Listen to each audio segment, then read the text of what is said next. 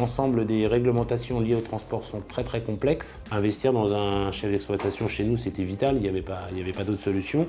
Il fallait aussi apporter les moyens nécessaires à l'optimisation de cette exploitation.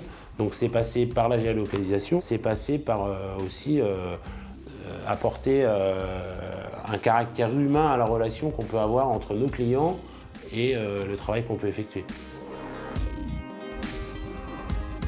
Ma mission, c'est de régler tout ce qui est planification et puis faire en sorte que ce soit rentable. Il faut que je vois combien il a de livraisons dans sa journée sur la défense. S'il en a 2, ça pourra le faire, ouais.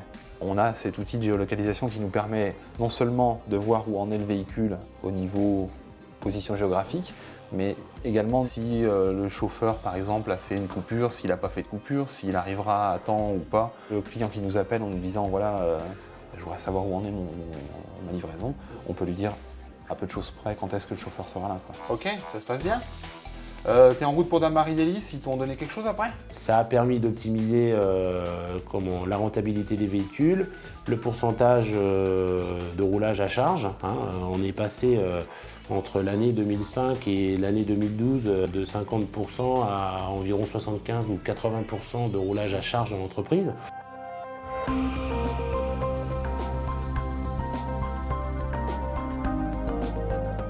L'éco-conduite, c'est déjà beaucoup l'anticipation, observer loin devant. Une mauvaise observation fait que vous allez vous faire surprendre par un véhicule, vous êtes obligé d'immobiliser votre véhicule. Et 44 tonnes à l'arrêt nous coûtent très cher en carburant pour les relancer. La mise en place de ce vœu qu'on avait de l'éco-conduite, ça a été déjà d'avoir un outil de travail qui est donc notre logiciel de gestion de carburant à la pointe. On a avancé avec nos constructeurs de véhicules et avec nos revendeurs sur des véhicules appropriés. C'était de se retrouver aussi avec des chauffeurs qui étaient bons dans ce qu'ils faisaient et économes sur leur véhicule. Le moteur Scania, c'est un moteur qu'on va travailler bas dans les tours. On ne dépasse pas 1400 tours sur ce type de véhicule. Là, on va aborder une traversée de ville. Donc j'ai lâché l'accélérateur déjà depuis au moins 500 mètres. Et on va utiliser la force cinétique du véhicule. Donc Tony s'est présenté comme quelqu'un de apte, je pense, à la profession. Et suite à ça, il a suivi par rapport à l'AFT une formation qui lui a permis d'avoir le caractère pédagogique sur l'ensemble de nos chauffeurs. Donc là, je suis limité à 50 km/h. Je vais atteindre ma vitesse de 50 km/h. Je vais passer mon rapport le plus haut et je ne vais plus toucher à l'accélérateur.